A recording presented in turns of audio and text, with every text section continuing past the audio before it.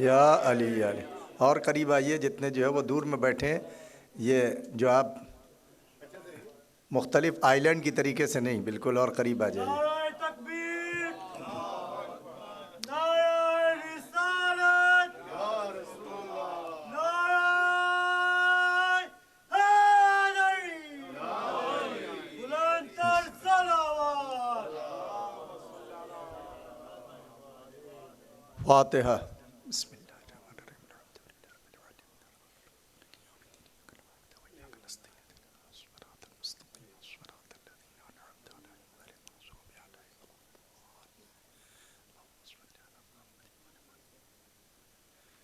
औज़ु बिल्लाहि मिनश्शैतानिर रजीम। बिस्मिल्लाहिर रहमानिर रहीम। अल्हम्दुलिल्लाहिल्लज़ी हदाना लिहाज़ा वमा कुन्ना लिनहतदिया लौला अन हदानल्लाह। लक़द जाअत रुसुलु रब्बिना बिलहक़ वस्सलातु वस्सलामु अला रसूलिस सक़लैन महबूब रब्बिल मग़रिबैन वल मशरिक़ैन जद्दिल हसन वल हुसैन अबिल क़ासिम मुहम्मद व आलिहि तय्यबीन अत्ताहिरीन अल मासूमीन व लअनतुल्लाहि अला दाइहिम अजमईन मिनल आन इला क़ियाम यौमिद्दीन। अम्मा बअदु फ़क़द क़ाल अल्लाहु सुब्हानहु तबारक व तआला फ़ी किताबिहिल मजीद व फ़ुरक़ानिहिल हमीद व हुवा अस्दक़ुल क़ाइलीन व क़ौलुहुल हक़। बिस्मिल्लाहिर रहमानिर रहीम। इन्नका लअला खुलुक़िन अज़ीम। सलावत बर मोहम्मद व आले मोहम्मद।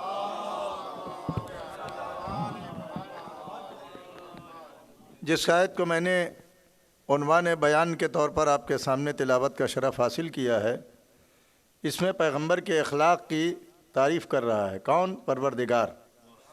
ज़ाहिर है कि तारीफ़ वही काबिल तारीफ़ चीज़ होती है। तारीफ़ वही है कि जब कोई बछोटे की बड़ा कोई तारीफ़ करे। भाई बड़े बछोटे की छोटे अगर तारीफ़ करेंगे तो कोई बात नहीं है, लेकिन अगर छोटे की तारीफ़ कोई बड़ा करे तो फिर जो है वो उसके इज़्ज़त में इजाफ़ा हो जाता है और उसके वक़ार में इजाफ़ा हो जाता है और लोग हल्के में नहीं लेते हैं। भाई कुछ तो है तो तब ने जो है वो तारीफ़ की है। तो अब यहाँ पर पैगंबर की तारीफ़ कौन कर रहा है? परवरदिगार। ज़ाहिर है कि बनाया उसी ने, भेजा उसी ने, कमाल उसी ने दे के भेजा, जमाल उसी ने दिया, खूबियाँ उसी ने अता की, अच्छाइयाँ उसी ने अता की, फ़ज़ाइल उसी ने अता किए हैं। तब जो है वो मोहम्मद को दुनिया में भेजा है कि नहीं? तो अब जब दुनिया में मोहम्मद अरबी को भेजा है तो अब जो है वो अखलाक 40 साल तक में है वो भाई कुरान तो बाद में नाजिल हुआ ना, कुरान तो बाद में नाजिल हुआ। 40 साल तक तो पैगंबर इस्लाम जो है वो कोई अमली तबलीग ज़बान से कर नहीं रहे थे, ज़बान से नहीं कर रहे थे तबलीग, बल्कि अपने अमल से, अपने किरदार से, अपनी रफ्तार से, अपनी गुफ्तार से, अपनी मेल मिल्लत से, अपने ताल्लुकात से, अपने जो हम आने जाने से, मिलाप से, सब इस तरीके से मेल मिल्लत और मिलाप से लोगों से अपने अखलाक को मनवा रहे थे। देखिए अखलाक का ताल्लुक़ जो है वो पूरी इंसान की बॉडी से है। अखलाक का मतलब सिर्फ ये नहीं है कि हम जो है वो अच्छी तरीके से सलाम कर लें और अच्छी तरीके से कह दें आ जाइए, बैठ जाइए, खाना खिला दिया। नहीं, अखलाक हर चीज़ का एक अखलाक है। दिमाग का भी एक अखलाक है कि इसको अच्छाई सोचो, बुराई ना सोचो, तामीर सोचो, तखरीब ना सोचो, बनाने की बात सोचो, बिगाड़ने की बात ना सोचो, मसाइल को सुलझाने की बात सोचो, मसाइल को उलझाने की बात न सोचो, दूसरे की जो है वो अच्छाई को उजागर करने की बात इसमें सोचो, दूसरे को नुकसान पहुंचाने की कोशिश ना करो। अगर कोई अच्छा है तो उसकी अच्छाई को बयान करो, तो मालूम है कि उसकी अच्छाई के बारे में सोचो। मगरज़ ये है कि तामीरी फ़िक्र होना चाहिए। और अगर इंसान जो है वो अल्लाह की वहदानियत में गौर व फिक्र में गुजार दे तो ये नमाज पंजगाना से भी ज़्यादा अफजल इसको मुसलमान आइम्मा ने कहा है कि अगर कोई आदमी जो है वो बहुत ज़्यादा फ़िक्र करे और गौर करे और अल्लाह के बारे में, उसकी उलूहियत के बारे में, उसकी कुदरत के बारे में, उसके कमाल के बारे में, उसकी जो है वो कादरी कदीम के कुदरत कदीम होने पर तमाम चीज़ों के बारे में अगर जो है वो सिफ़ात सुबूतिया और सिफ़ात सलबिया के बारे में जो जो बातें पाई जाती हैं उसमें गौर किया जाए, जो बातें नहीं पाई जाती हैं तो क्यों नहीं पाई जाती हैं उस पर गौर किया जाए, तब जाकर जो है वो कोई इंसान जो है वो पहचान यानी एक अल्लाह वाला कहलाता है। लेकिन अल्लाह को पहचानना हर एक की बस की बात नहीं है भाई। नबी मौला कायनात ने फरमाया कि मा अरफना का हक़ हमारे फतिक, पालने वाले जो तुझे पहचानने का हक़ था और जो तुझे पहचानने का हक़ बनता था उस तरीके से हम तुझको पहचान नहीं पाए। तो मालूम हुआ कि इंसान को अखलाकियात पे पूरी इंसान की बॉडी जो है, देखिए मैंने 2 हिस्सों में मुझे तकरीर करना है, तवज्जो से चलिए सुनिए, पहले सलवात पढ़िए अब अच्छी तरीके से।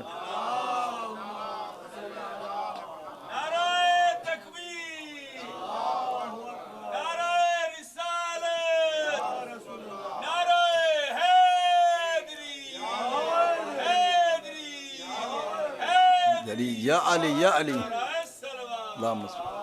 तो भाई सलवात भी पढ़ते रहिए भाई, सहारा देते रहिएगा आप। तो आप जाहिर है जितना ज़्यादा वाह वाह होती है उतना ही ज़्यादा जाकिर को पढ़ने में दिल लगता है। अब लोग वाह वाह से चिढ़ने लगते हैं, साहब वाह वाह वाली मजलिस नहीं पढ़ते हैं। भाई वाह वाला आले मोहम्मद का जिक्र ही ऐसा है कि इनके जिक्र पर जो है वो वाह निकलती है और इनके मसाइब के ऊपर आह निकलती है। अब उनके मुकाबले में जिन लोगों को लाए उनका कैरेक्टर ही ऐसा नहीं है कि वाह निकले और उनका मौत ही ऐसी नहीं है कि जिस पे आह निकले।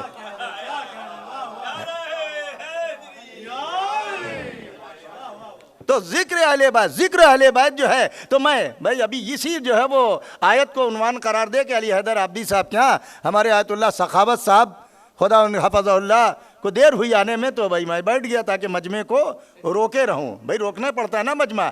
अब जाहिर है कि मजमा रोकने के लिए तो फिर विलायत अली ही काम आती है।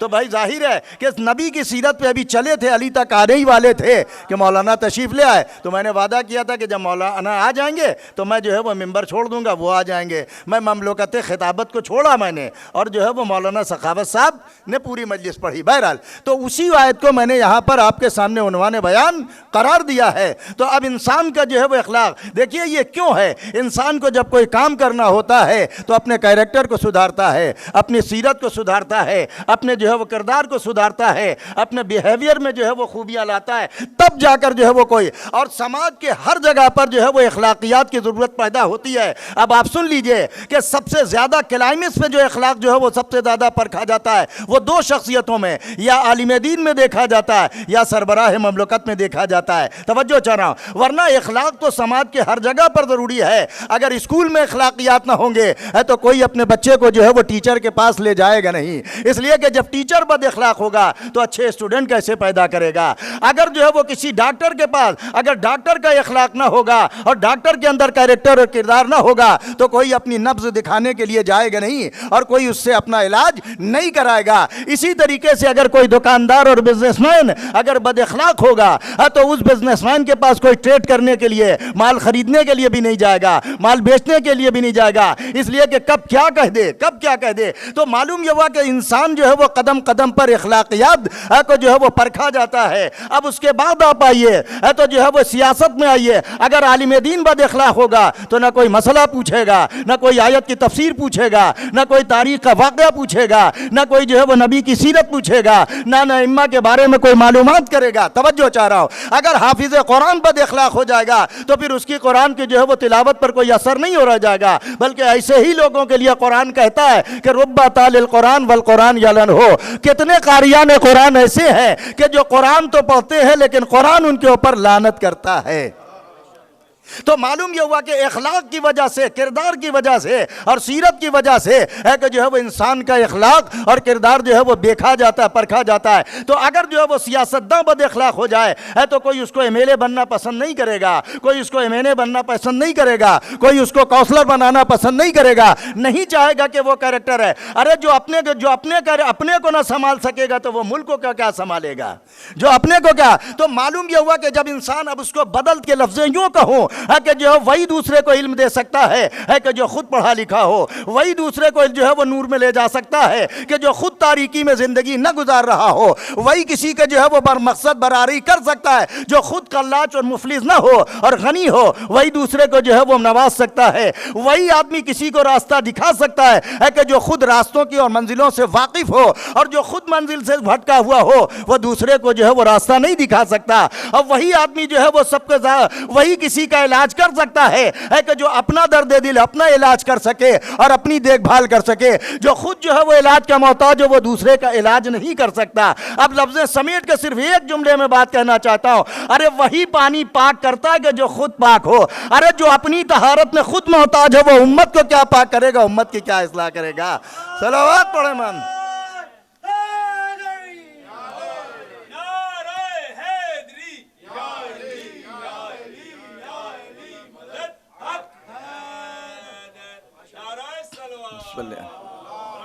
तब बीच बीच में जो है वो बात जो है वो ज़रा सा तफरीह तबाह का मतलब ये है कि ज़रा सा आप झुंझलाए ना और बोर और बोझल ना हो तकरीर, तो कहना ऐसा काम करना चाहिए कि माँ आबा व अजदाद का भी नाम रोशन हो। तो एक आदमी था, वो बहुत ज़्यादा जो है वो बदअखलाक था और हर आदमी उससे डरता था, जो उसके घर के कोई सामने से गुजरता नहीं था। तो जब मरने के करीब पहुंचा तो उसने कहा अपने बेटों से कि बेटा कोई ऐसा काम करना, ऐसा इसाले सवाब मेरे लिए करना कि जो है वो लोग अच्छाई से याद करें। तो दोनों भाइयों ने बहुत गौर फिक्र करने के बाद दोनों ने एक एक लाठी लेकर दरवाजे पे बैठ गए और जो आता था उसको दौड़ाकर जो है वो पीट डालते थे। तो लोगों ने कहना शुरू किया कि अरे इसका बाप तो इससे लाख दर्जा बेहतर था।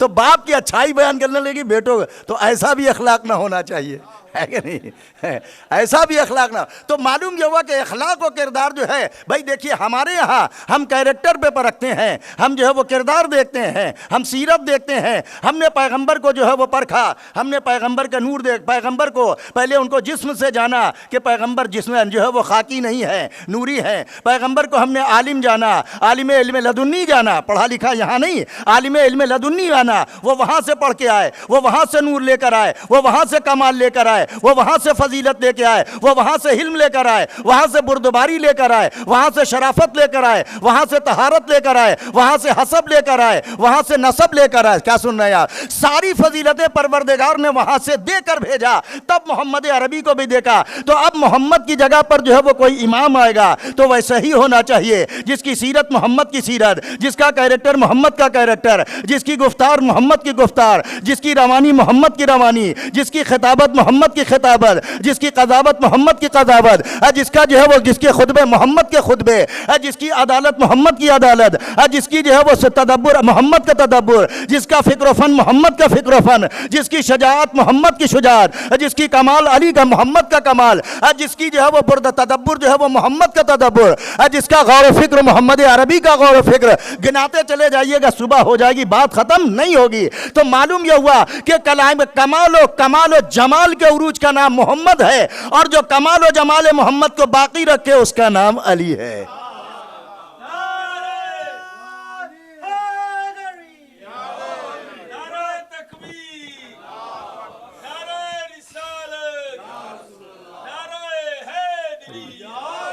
तो ये वो शख्सियतें हैं, वो शख्सियतें हैं। अब इनकी लोग दुश्मनी करते हैं, इनकी मुखालिफत करते हैं, तो बस दरअसल दुश्मनी इनसे नहीं की जाती। जो दुश्मनी करता है वो हसब का अपने ऐलान कर रहा है, वो अपने नसब का ऐलान कर रहा है, वो अपनी खराबी का ऐलान कर रहा है, वो अपने ख़ानदान की कोताही का ऐलान कर रहा है। भाई कहते नहीं है। तो मालूम हुआ कि नबी और इमाम का दुश्मन और कातिल वही होगा कि जिसके नसब में खोट होगा, जिसके नसब में झोल होगा। पैगंबर ने यही कहा कि ये अली तुमको नहीं दोस्त रखेगा मगर वो कि जो पाक व पाकीज़ा पैदा होगा, और वही दुश्मन तुमको नहीं रखेगा जो नसब का खराब होगा, जो खानदान का खराब होगा, जो अपने बाप की हकीकी औलाद नहीं होगा। कहते नहीं, अब बीच में बात आ गई, जनाब बहलोल से बहुत चिढ़ते थे सब।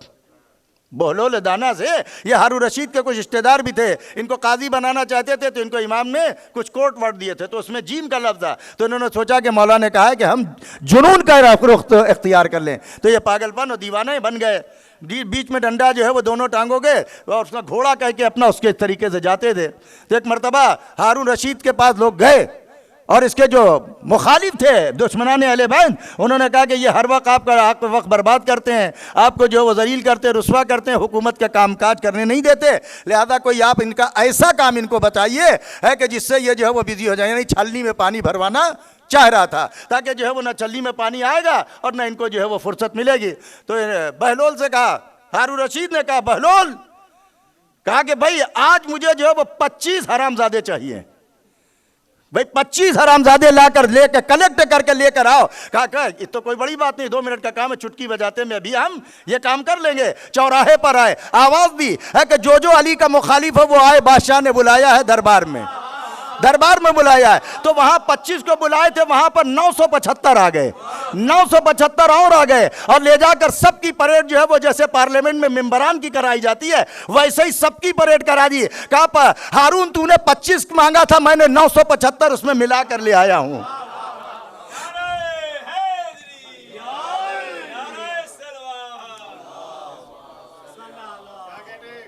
तो बहरहाल दुश्मनाने अहले बैत को परखने का आसान तरीका है। तो मालूम यह हुआ कि सीरत पैगंबर, पैगंबर की सुलह उसी है, यानी इमामत उसको कहते हैं कि जो पैगंबर की हर तरीके से जानशीनी का हक अदा करे, चाहे वो अली की ज़ात हो, चाहे इमाम हसन की ज़ात हो। इसके बाद और आगे बढ़ सकती है बात। तो मालूम हुआ कि इमाम हसन भी वही उसी सीरत के आईनादार है कि जो मोहम्मद, हसन की सीरत वही है कि जो मोहम्मद की सीरत, हसन का अखलाक वही है जो मोहम्मद अरबी का अखलाक, हसन का किरदार वही है कि जो मोहम्मद अरबी का किरदार, हसन की सुलो वही है कि जो मोहम्मद अरबी की सुलो है, हसन का कलम वही है कि जो मोहम्मद अरबी का कलम है, हसन की नमाज वही है कि जो मोहम्मद अरबी की नमाज है, हसन का कुऊद व क़याम, सुगू रुकू व सुजूद वही है कि जो मोहम्मद अरबी का जो है वो कुऊद सुजूद क़रात जो है वो मोहम्मद अरबी की थी। मोहम्मद अरबी की क़ज़ा, अली हसन इब्न अली की क़ज़ावत और अदालत वही है कि जो मोहम्मद अरबी की क़ज़ावत और अदालत थी। हम हसन मुश्तबा की तफसीर वही कुरान वही है कि जो पैगंबर ने तफसीर बयान की, जो पैगंबर ने कुरान के माफहूम को समझाया, जो कुरान के जो है वो मतालिब को मोहम्मद अरबी ने समझाया, उसी को मोहम्मद अरबी के नवासे हसन ने किया। हसन जो है वो मोहम्मद अरबी के कैरेक्टर का आईना, तवज्जो चाह रहा हूं। और मुसलमानों तुमने कमली तो ली, लेकिन उसके बाद जो है वो चादर तथहीर भूल गए। मुसलमानों तुमने सुरमा तो लिया, लेकिन नूर नजर को भूल गए। तुमने मुसलमानों जुल्फे तो ली, लेकिन जिसने जुल्फों को मेहार बनाया था उनको भूल गए। तुमने जो है वो मरकब को तो याद रखा, लेकिन राकिब दोषे रसूल को तुमने भुला दिया। तवज्जो चाह रहा हूं कि भुला दिया। तो मालूम यह हुआ कि तुमने अज़वाज को जो है वो दो बीवियों को याद रखा, बकिया बीवियों को भुला दिया, जिनका कैरेक्टर भी आला था, जिनकी सीरत भी आला थी, जिनका मेयार भी आला था, जो रसूल की राजदा भी थी। अरे भेदियों को तो तुमने गले से लगाया, और जो राज को पैगंबर के छुपाती रही और निभा करती रही उनको तुमने छोड़ दिया। नारे तकबीर, नारे रिसालत, नारे हैदरी। हालांकि दुनिया का उसूल है, दुनिया का उसूल है कि दागी चीज नहीं ली जाती है। एक सेब भी आप लेते हैं जब स्टोर से और जाते हैं ग्रोसरी स्टोर पर, तो हर तरीके से उठाकर देखते हैं तो दागी ना हो, दागी ना हो। कपड़ा देखते हैं तो उसमें शार्ट नहीं पड़ी होना चाहिए। घड़ी लेते हैं तो उसमें जो है वो रुकने वाली ना हो। गाड़ी लेते हैं तो देखते हैं सारे व्हील बराबर से काम नहीं कर रहे हैं। तो हर चीज में तो तुम क्वालिटी तलाश करते हो, लेकिन जब मोहम्मद के जानशीन का मामला आता है तो तुम हर गैरे गैरे को कह देते हो, और हदीस भी कर लेते हो कि पैगंबर ने फरमाया था हर फासी को फाजिर के पीछे नमाज पढ़ना। हम में तुम में जमीन आसमान का फर्क है। अरे जब हम मुसल्ला किसी आयरे गैरे को नहीं देते तो मसनद नबूवत किसी बेवकूफ को कैसे हवाले कर देंगे। सलावत पढ़ दे मोहम्मद वाले मोहम्मद पे।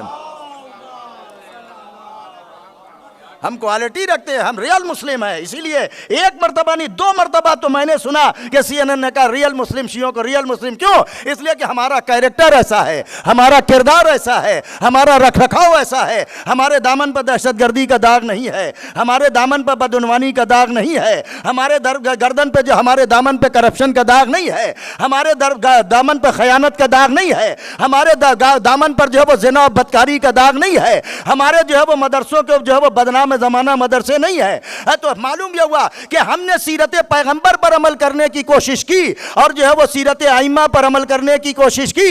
इसलिए कि मुसलमानों तुम धोखे में ना रहो। भाई एक मिसाल मैं आपको देता हूं, अगर तुमको सीरत पैगंबर की चाहिए तो दर अहले बैत पर आना पड़ेगा। अगर पैगंबर का किरदार चाहिए दर अहले बैत पर आना पड़ेगा। अगर असली कुरान तुमको चाहिए तो अहले बैत के दरवाजे पर तुमको आना है। अगर असली सीरत पैगंबर चाहिए तो अली के अहले बैत के दरवाजे पर आना पड़ेगा। मैं यहां से गुरेज करते हुए और जो है वो आता हूं इमाम हसन की तरफ कि भाई जब इमाम मौलाए कायनात ने जंग जमल जब फतह की, और फतह करने के बाद जब जो है वो मस्जिद जामे बसरा में नमाज पढ़ाने के लिए अली खड़े हुए, तो एक शख्स कहता है कि मैं मदीने से गया था, अपने दोस्त का मेहमान था, उसने कहा चलो मस्जिद में नमाज पढ़ते हैं जुमे की। जब नमाज पढ़ने के लिए उसके साथ आए, तो जब नमाज मैंने जुमे की ख़त्म की और जो है वो असर की नमाज जब ख़त्म हो गई, मैंने अपने मेज़बान से कहा कहा कि यार कौन नमाज पढ़ा रहा था, इसका जो है वो इसका नियत का अंदाज मोहम्मद का अंदाज था, इसकी तकबीर का अंदाज मोहम्मद अरबी की तकबीर का अंदाज था,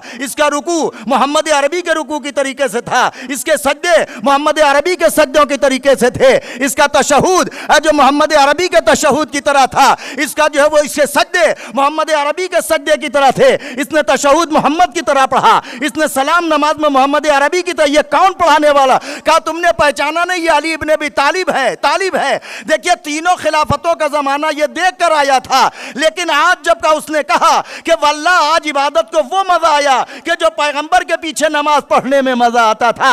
मालूम है मुसलमानों को अली से पहली वाली खिलाफतों में जब मोहम्मद की सीरत न मिली, मोहम्मद का किरदार न मिला, जब मोहम्मद की लाई हुई इबादत न मिली, तो फिर मुसलमानों को मिला क्या?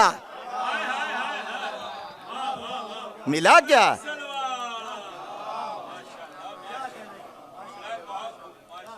तो सीरत इमाम हसन को देखिएगा तो इमाम हसन जिनकी आज शहादत की तारीख है, पैगंबर इस्लाम के सच्चे जानशीन मौला कायनात के बाद इमाम हसन की जाते गिरामी, वही इल्म वही कमाल। और आप आइए देखते, कहते हैं कि जब जंग सिफीन होने जा रही थी तो उसका नाम था कैसर रोम, तो उसने लोगों से अपने पूछा, दरबारियों से कि भाई इस पे कौन हक पर है, कौन बातिल पर है, कौन सही है, कौन गलत है।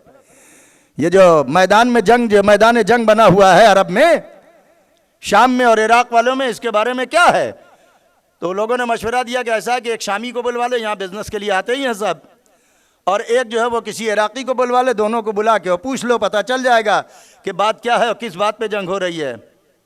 खैर उसने शामी को बुलवाया एक, और एक जो है वो इराकी को बुलवाया, और उसने कहा कि कौन है? तो शामी ने तो कहा कि हमारा अमीर हक पे है, हाकिम शाम को, माविया को हक पे कहने लगा।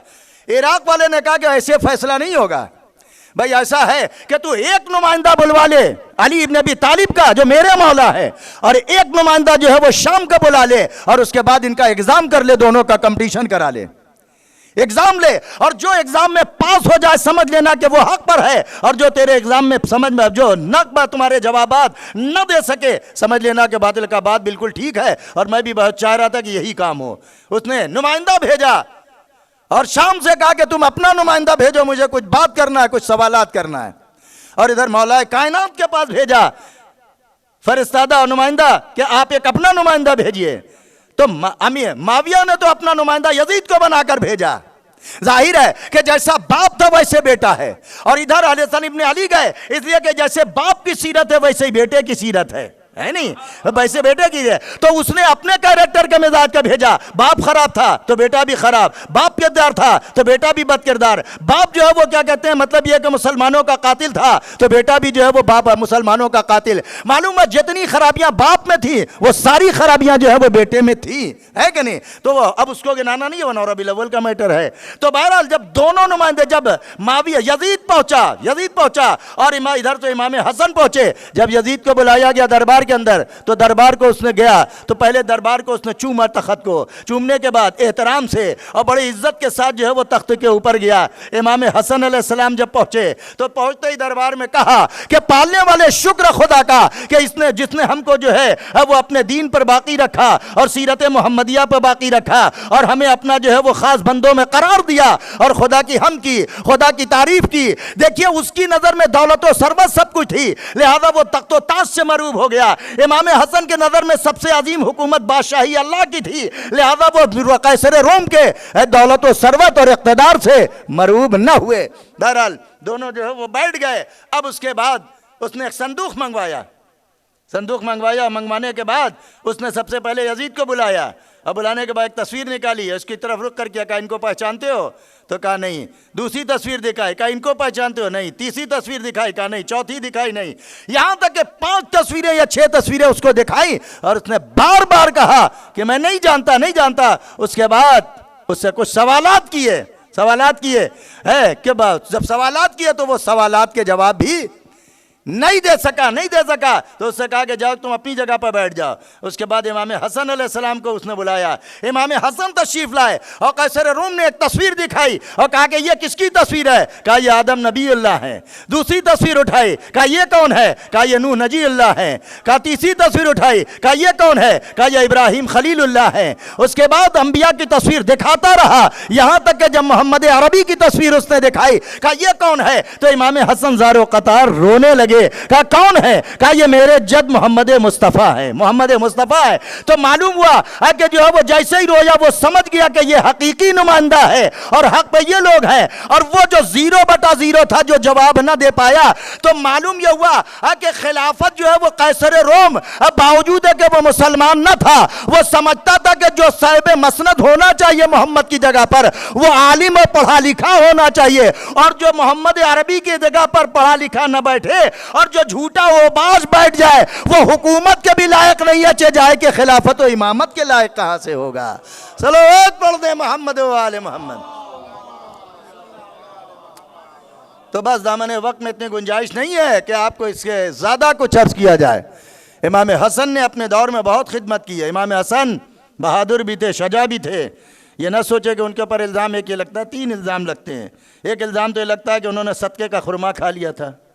इसमें हमारे भी अपने बहुत गुनाह हो जाते हैं। कुछ हमारे मौलवियों ने भी लिख मारा, शिया मौलवियों ने है। मासूम को यह मालूम है, इमाम हसन ने कहा कि मैं चाहूँ तो मगरिब को मशरिक कर दूँ, मशरिक को मगरिब कर दूँ। कहा आपके इख्तियार है, मैं चाहूँ तो माविया की डाक को यहीं से गिरा सकता हूँ दरबार से। अब जो है वो कहते हैं, उसने कहा कैसे मुमकिन है? एक मरतबा इमाम ने इशारा किया और इशारा करके उसके बाद चंद निकाह बाल लिए। कहा देखिए माविया के दाढ़ी के बाल हैं, दाढ़ी के बाल हैं। उसने कहा, मौला ने कहा कि मैं जिन्स बदल सकता हूँ। तो उसने कहा यह मुमकिन कैसे है? कहा कि तुझे मजमे में बैठी है शर्म नहीं आती? वो आदमी अपने को देखने लगा तो देखने लगा सीने का उभार हो गया और जो है वो उसके अंदर बाल बढ़ गए। वो समझ गया कि हम औरत बन गए। बाद में बड़ी माजरत हुई उसकी बात, और कहा घबराने की जरूरत नहीं है, तेरे शौहर को हमने जो है तेरे शौहर को जो है वो औरत बना दिया है, तेरी जौजा को हमने मर्द बना दिया है। तो मालूम यह हुआ कि मासूम का इख्तियार इतना ज्यादा बड़े, बाद में तौबा तिल्ला के बाद सब मामला जो है वो रफा दफा हुआ। इमाम ने उसको फिर उसकी अपनी असली हालत में पलटा। तो मासूम जो है वो इख्तियारात रखता है, मासूम की हद कोई नहीं जाप सकता है। इसीलिए शायर ने कहा कि इनकी गहराई को नापे न जमाने वाले, डूब जाते हैं यहाँ था लगाने वाले। हाँ, अहले बैत के बारे में था ना लगाए, कोशिश ना करे। तो बहरहाल इमाम हसन ने वही सीरत के, तो इमाम हसन के ऊपर एक इल्ज़ाम तो ये, तो जाहिर है कि जो इतना इल्म रखता हो कि शाम के तख्त से उठा, उसको ये नहीं मालूम है कि खुरमे के नीचे जो खुरमा जो है वो सदक़े का है या जो नहीं। और उसके बाद एक अहले सुन्नत के आलिम ने जो है वो बाकायदा वकालत की है। उसने लिखा है अगर एक तरफ तो तुम मानते हो कि रसूलुल्लाह के नवासे अली मुर्तज़ा के बेटे जो है वो लोहे गहवारे में लेट के रोहे महफूज का मुतालिया करते थे, और उनको ये ना मालूम है कि ये सदक़े का खुरमा है। तो ये बदनाम करने के लिए। दूसरी की ये कि शादियां बहुत करते थे भाई, शादियां बहुत करते थे भाई, शादियां करते थे। चलिए शादी का लफ्ज़ इसका मतलब ये है कि निकाह करते थे। आपके यहाँ तो बगैर निकाह के इतनी ज़्यादा थी कि जिनकी कोई हद इंतहा नहीं है। तो मालूम यह हुआ कि तुम फर्क यही है कि इमाम हसन ने अगर शादियां की तो परवरिश के लिए की, वकालत के लिए। अच्छा, अगर इतनी ज़्यादा शादियां की तो जो है वो क्या कहते हैं, जब इमाम हसन के ऊपर मुसीबत थी तो ये साले सालियां कहाँ चले गए थे? तो ये फर्जी गढ़ी भी है कि इमाम हसन शादियां बहुत करते हैं। उसके बाद इमाम हसन के लिए है कि इमाम हसन शजा नहीं थे। वे शजा बहादुर क्यों नहीं थे? क्या जंग सिफ़ीन में भूल गए कि मैं अली के अपने बाबा के पहलू पहलू लड़े हैं भाई? जब जनाब मोहम्मद हनफिया आए और इमाम हसन के टक्कर के जो है वो नहीं लड़ पा रहे थे, तो आए और उसके बाद एक जगह जो है वो ज़रा सा पीछे हट रहे थे, तो मौला कायनात ने जो है वो पीठ पे हाथ मारा, कहा तेरी खता नहीं है, तेरी माँ की तरफ से शजात नहीं आई है। तो ये रोने लगे। ये ने कहा भाई बेटा हसन से तकाबुल ना करना, वो मोहम्मद का बेटा है, तू मेरा बेटा है। वो मोहम्मद अरबी का नवासा, मोहम्मद अरबी का बेटा है, फातिमा ज़हरा का लख्त जिगर है। तो जाहिर है कि अब यही सोच लीजिए है कि जब अली के बेटे जो है वो इमाम हसन इमाम हुसैन के लिए, तो ये अरे गैरे नत्थू खैरे इम्मा के आगे क्या ठहरेंगे? क्या ठहरेंगे? कोई मुकाबला नहीं। तो इमाम हसन शजा भी थे, बहादुर भी थे, और बाकायदा कूफे से जंग जमल में पूरी फौज दे के गए थे। अबू मूसा अशरी ये वहाँ काज़िल क़ज़ात था, बहुत इसने रंग बदले, बहुत कोशिश की, फर्जी हदीस इसने कर दी कि पैगंबर ने कहा है कि जो आदमी जो है वो खड़ा हो वो बैठे से अच्छा, जो बैठा हो वो खड़े से बेहतर है, जो आदमी लेटा है वो बैठे से बेहतर है, यानी मतलब जंग में शरीक ना हो। लेकिन इसको डाटा मौला का इमाम हसन वगैरह ने बाकायदा और लेकर 1000 से ज्यादा का लश्कर लेकर गए और जंग जमल में जाकर लड़े और बराबर से लड़े। तो मालूम है कि शजाद और बहादुरी का यही अब अंदाज़ा कर लो कि भाई जब इमाम हसन मस्जिद में गए और देखा कि एक पीर साहब ऊपर मिंबर पे बैठे हुए हैं। हाँ, पीर साहब जो है वो खिताब कर रहे थे। अब खिताब क्या रहा होगा, वो तो कहते थे कि मैं टेढ़ा हो जाता हूँ तो मुझे सीधा कर देना और मुझे छोड़ दो, मुझे ना बनाओ, लस्तु बखैर को, मैं तुम्हारे दरमियान में अच्छा नहीं है। मालूम है इसी को कहते हैं मुद्दई सुस्त गवाह चुस्त। वो तो कह रहा है कि हमारे अंदर सलाहियत और लियाकत नहीं है, ये मरे जा रहे हैं कि मारे। तो बहरहाल तो इमाम हसन पहुंचे और कहा कि इंजिल में अन मिंबर, अभी मेरे बाप के मिंबर से जो है वो नीचे उतारा। तवज्जो चाहता हूं तो सोचो कि और हमारे यहाँ के नबी सबियन, नबी नबी होता है चाहे बचपन में हो, यही इमाम के लिए इमाम इमाम होता है चाहे बचपना हो चाहे जवानी हो। समझ में? अगर और देखो कि ये याद रखो तुम्हारी नजर में इन लोगों का बचपना है, लेकिन ईसाइयों से पूछो अगर जब मैदान मुबाहिला में पैगंबर इन दोनों बच्चों को लेकर गए थे, अली को देख चुके थे, पैगंबर से मुलाकात कर चुके थे, फातिमा जहरा को देखने का सवाल नहीं उठता, चादर में थी। उसके बाद ईसाइयों ने कहा था पोप ने और उनके बैंकेट पोप जो उस जमाने में था कि ऐसे चेहरों को देखना कि अगर इशारा कर देंगे तो पहाड़ अपनी जगह पर जो है से हट जाएगा, हम मुबाहिला नहीं करेंगे। तो मालूम हुआ कि ईसाई भी जानते हैं कि ये इमाम हसन और हुसैन किस दर्जे पर फायद है। ईसाइयों को तो मारिफत हसन और हुसैन की हो गई और तुम कलमा पढ़ के आज तक जो है वो हसन और हुसैन को न पहचान सके। कौन बेहतर है? वही बेहतर है। तो इमाम हसन बहादुर भी थे, शजा भी थे, सखी भी थे। अपने दस्तरखान पर जो आया उसको खिलाया और जो आया उसको जो है वो बाकायदा नवाजा भी और हर तरीके से जो है वो खिदमत की। इमाम हसन ने बेपनाह, पैगंबर ने फरमाया था हाजान इमामान कामा और कादा, ये मेरे दोनों बेटे इमाम हैं, चाहे ये सुलह करके घर में बैठें और चाहे मैदान जंग में आ जाएं। बड़ी अच्छी बात कही। किसी ने कहा कि इमाम हसन की सीरत ये थी कि सुलह कर ली और इमाम हुसैन की जंग कर ली। तो ये मामला तो कुछ समझ में नहीं आया। तो एक आलिम, बहुत बड़े आलिम दीन से जब ये पूछा तो उन्होंने कहा कि ऐसा है कि दो आदमी जो है वो एक चादर को जो है वो पानी में डिबो दिया और उसके बाद चादर में डिबोने के बाद एक इधर खड़ा हो गया लेकर और एक उधर खड़ा हो, एक दाहिनी तरफ मोड़ रहा है एक बाईं तरफ मोड़ रहा है।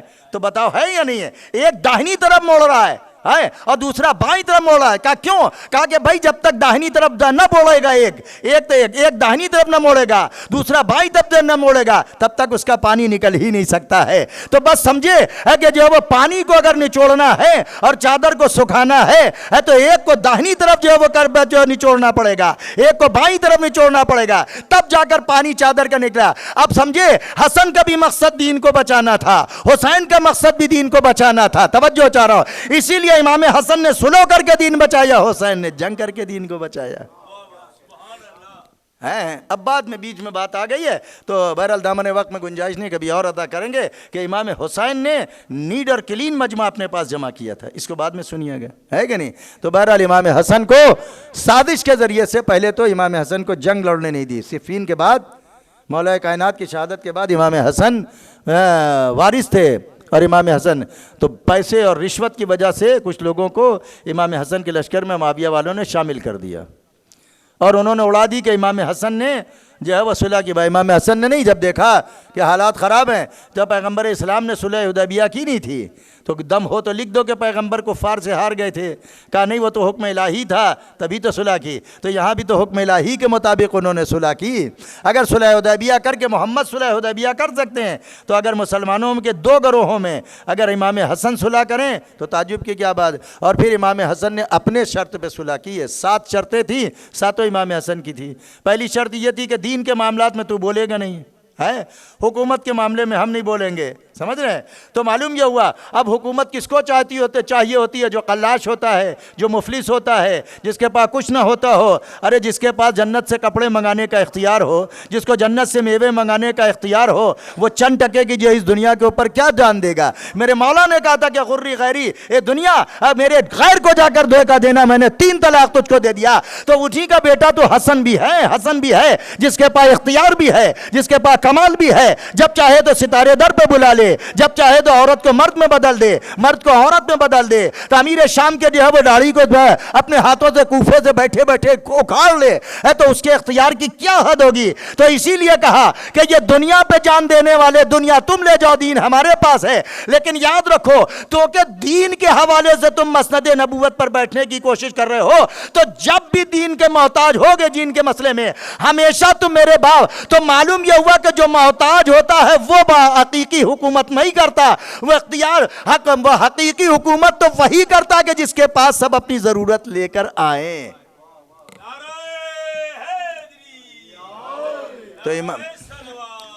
तो इमाम हसन ने बाकायदा इख्तियार था उनके पास, तो दौलत दुनिया की क्या परवाह थी।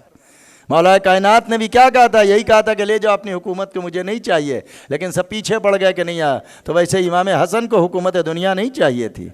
और यह भी कहा कि अपने बाद तो किसी को खलीफा जानशीन नहीं बना सकता। यह भी कह दिया कि मेरे बाबा पे सब व शतम बंद करना पड़ेगा, बनी हाशिम को परेशान नहीं किया जाएगा। बनी हाशिम के जो बैतुलमाल से पैसे मिलते तो मिलते रहेंगे। जब वाइट पेपर दिया है उसने, माविया ने दिया, तो इमाम हसन ने सारी शर्त ले ली। तो मालूम हुआ कि जो अपनी अपनी शर्तों को मनवाता है उसको बहादुर का टाइटल दिया जाता है, और जो शर्तों को मानता है उसको बुज़दिल का टाइटल दिया जाता है। हुआ नहीं हुआ ऐसा? दुनिया में बहुत सी जंगें हुई हैं कि नहीं? 598 की करारदाद जब जो है वो सद्दाम ने मानी तो ईरान जीता ना। सद्दाम ने कहा कि हम बिला शर्त जो है वो जंग बंद करने पर तैयार हैं, और जो आपका ये मानने पर तैयार हैं। तो तारीख ने यही लिखा है, अखबारात आज की तारीख यही लिखी कि सद्दाम हार गया, खुमैनी जीत गए, ईरान जीत गया, इराक हार गया। आया तो नहीं आता। तो आज भी ऐसा है। लेकिन इमाम हसन को दुनिया ने अब साजिश के ज़रिए से, जैसे मौला कायनात को साजिश के ज़रिए से, पहले तो रसूलुल्लाह दुनिया से तशरीफ़ ले गए। रसूल का दुनिया से उठना था, हैं कि रसूलुल्लाह को दुनिया ने जो है वो रूहानी तकलीफ़ भी दी और जिस्मानी तकलीफ़ भी देने की कोशिश की। रूहानी तकलीफ़ सबसे ज़्यादा रसूलुल्लाह को दी गई, कभी अली की मुखालिफत करके, कभी हसनैन की मुखालिफत करके, कभी जो है वो कुरान की आयत की तौहीन करके, कभी पैगंबर का नाका भड़काने के लिए। और वो ज़माना भी आया कि जब पैगंबर दुनिया से चले गए तो मौला लोगों ने जानते हैं क्या जुल्म के इंतहा की, कि बजाय ये कि पैगंबर के जनाजे में शरीक होते, सारे सकीफ़े बनी साइदा में जाकर वहां पर जाकर साजिशें करने लगे। मोहम्मद का जनाजा इन्होंने न पढ़ा, लेकिन एक मरतबा उसके बाद जब जो है वो कुछ दिन गुजर गए, 1 महीने तक अली के दरवाजे पर परेशान करते रहे। आग व लकड़ी लेकर आ गए और उस बेटी के दरवाजे को जलाया कि जिसके लिए पैगंबर ने कहा था फातिमा तो बज़त मिन्नी, फातिमा मेरा टुकड़ा है। लेकिन दुश्मनों ने ख्याल न किया, कहा मुझे परवाह नहीं है कि आपके बच्चे हैं। दरवाजे में आग लगा दी। फातिमा ने वैसे ही हिमायत की जैसे मोहम्मद अरबी अपने बाबा की हिमायत की थी। अली के गले में रसन बंधी। फातिमा ने जो फरियाद की, खल्लू अबुल हसन, अबुल हसन को छोड़ दो वरना बाल परेशान कर दूंगी। सकीफा में जो बुनियाद जुल्म की रखी गई, उसके बाद इमाम हसन को ज़ाहिर दगा से शहीद ऐसे नहीं किया, बल्कि पहले जो है वो एक औरत को दाखिल किया गया घर में, आपसे निकाह कराया गया। जोधा बिनते अशस मलूना को, जो मलूना को आपकी ज़ौजियत पे शादी कराई गई। इमाम इससे होशियार थे, इसने कई मरतबा जहर देने की कोशिश की, लेकिन हर मरतबा इमाम हसन होशियार हो गए, इसका जहर कारागर न हुआ। लेकिन एक मरतबा इमाम रोजे से थे, रात में गर्मी ज़्यादा थी और आप सो रहे थे। सोते सोते आपने उठे, पानी मांगा, पानी बस लाई और उसी में उसने जहर मिला दिया। जबकि ज़ैनब पूरी तरीके से निगहबानी करती थी, लेकिन उस दिन जनाब ज़ैनब भी मुतवज्जे न हुई, बस इमाम हसन का पानी का पीना था। अरे के जहर जो है वो इतना कातिल था कि इमाम तड़पते थे बिस्तर पे, कहते जाते थे हाय कितना कातिल जहर दे दिया, हाय कितना कातिल है। अब जो खून की उल्टियां शुरू हुई, ज़ैनब दौड़ के तश्त लेकर आई। अरे तश्त रखा, खून के साथ साथ कलेजे के टुकड़े तश्त में गिरने लगे। इमाम हुसैन भी फरियाद देख रहे हैं, फरियाद कर रहे हैं, ज़ैनब भी दुआएं कर रही है। लेकिन एक मंजिल वो आई कि इमाम हसन दुनिया से रुखसत हो गए। इमाम हसन को इमाम हुसैन ने गुस्ल दिया, कफन पहनाया।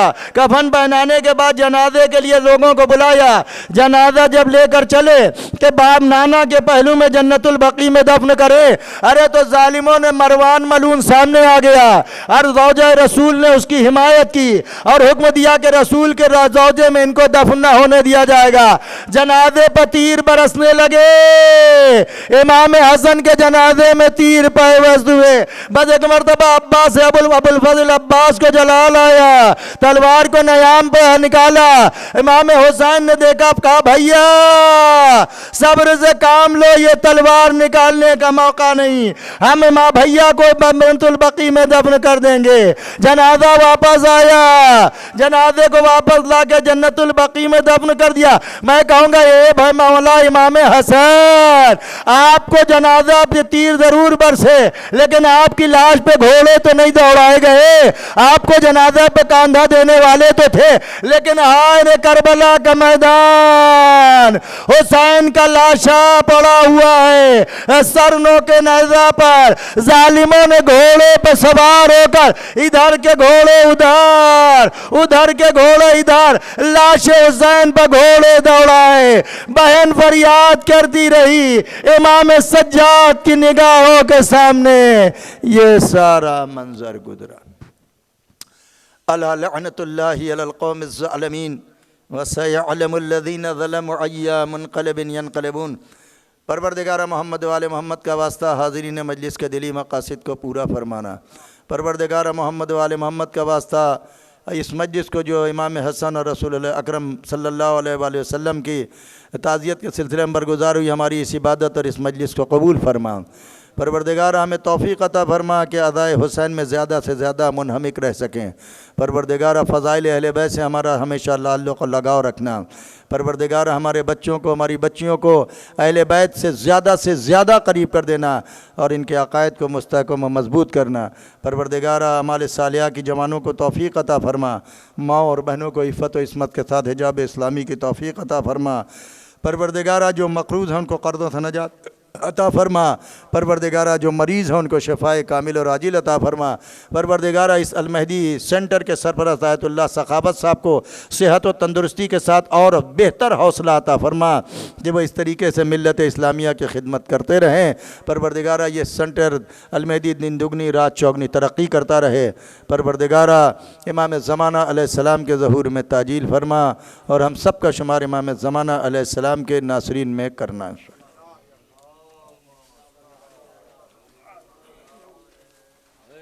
मज़लूम हसन,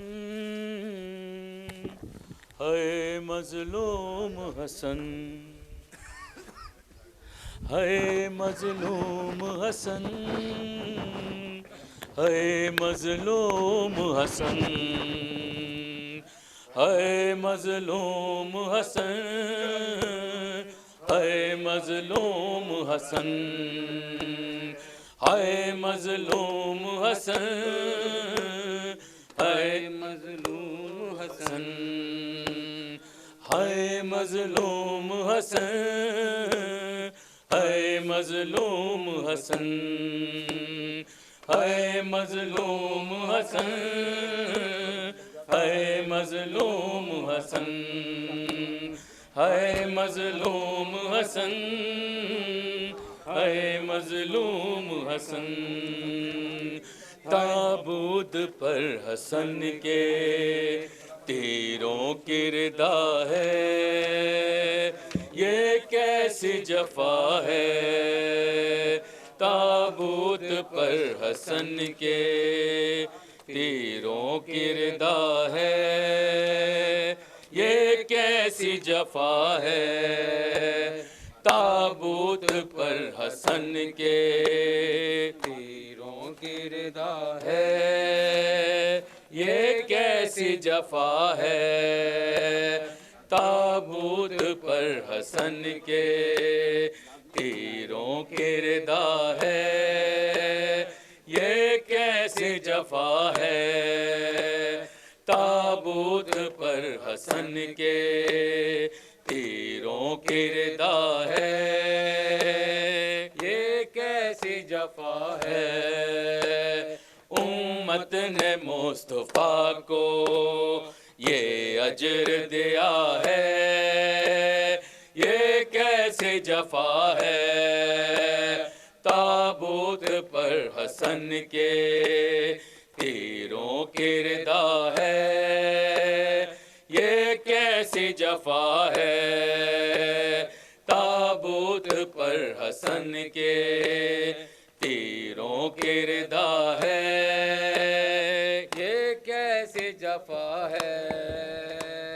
पहलू में सैयदा के मदफन नहीं बना, दो बार एक जनाजा घर से नहीं गया। मरकद में सैयदा ने ये बैन किया है, ये कैसी जफा है। ताबूत पर हसन के तीरों की रिदा है, ये कैसी जफा है। ताबूत पर हसन के तीरों की रिदा है, ये कैसी जफा है। ज़हरे सितम ने जिसका टुकड़े जिगर किया, ज़हरा का दिल भी लोगों टुकड़ों में बट गया। क्या बुग़्ज़ है बताओ, क्या इसकी खता है, ये कैसी जफा है। ताबूत पर हसन के तीरों की रिदा है, ये कैसी जफा है। ताबूत पर हसन के तीरों की रिदा है, ये कैसी जफा है। बहनों में शोर मातम इस गम से है बपा, शेरे खुदा भी गम से पढ़ते हैं मरसिया। थी मुझसे घर अदावत हम इसको दिया है, ये कैसी जफा है। ताबूत पर हसन के तीरों की रिदा है, ये कैसी जफा है। ताबूत पर हसन के तीरों की रिदा है, ये कैसी जफा है। ऐ कलमा गो बताओ ये जुल्म क्यों किया, तीरों से क्यों सजाया ताबूत मुजतबा। हाँ क़ल्ब मुस्तफा पर ये जख्म बड़ा है, ये कैसी जफा है। ताबूत पर हसन के तीरों की रिदा है, ये कैसी जफा है। ताबूत पर हसन के तीरों की रिदा है, ये कैसी जफा है। कूफा हो या हो यसरब सब सोगवार हैं, कुलसूम हो या ज़ैनब सब सोगवार हैं। दोनों जहां में गम से एक हश्र बपा है, ये कैसे जफा है। ताबूत पर हसन के तीरों की रिदा है, ये कैसी जफा है। ताबूत पर हसन के तीरों की रिदा है, ये कैसी जफा है। सिबते रसूल जिसको कहता था ये जहां, उस बेखता पे गम के टूटे हैं बिजलियां। सितम इसी के कुनबे पे गिरा है, ये कैसी जफा है। ताबूत पर हसन के तीरों की रिदा है, ये कैसी जफा है।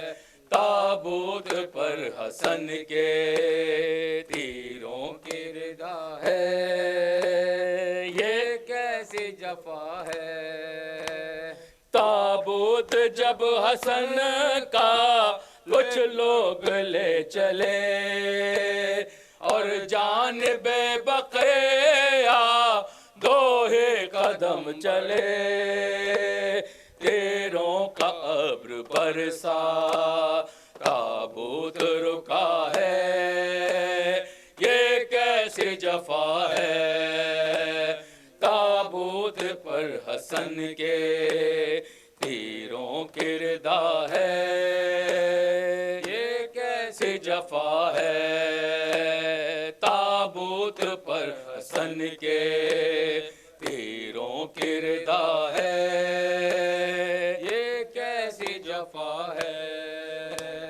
राशिद इस सितम पर नौहा गुनाह है आज, और मजहराब देखे लब पर फगा है आज।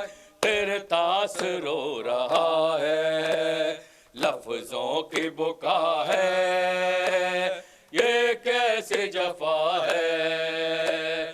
ताबूत पर हसन के तीरों की रिदा है, ये कैसी जफा है। बर मोहम्मद वाले मोहम्मद सल्लल्लाहु बिस्मिल्लाहिर्रहमानिर्रहीम। अस्सलामु अलैका या रसूल अल्लाह, अस्सलामु अलैका या नबी अल्लाह, या ख़ातमुन नबिय्यीन, या ताहा व यासीन, या शफ़ीअल मुज़निबीन व रहमतुल्लाहि व बरकातुहू। अस्सलामु अलैका या मौला या अबा अब्दुल्लाह, अस्सलामु अलैका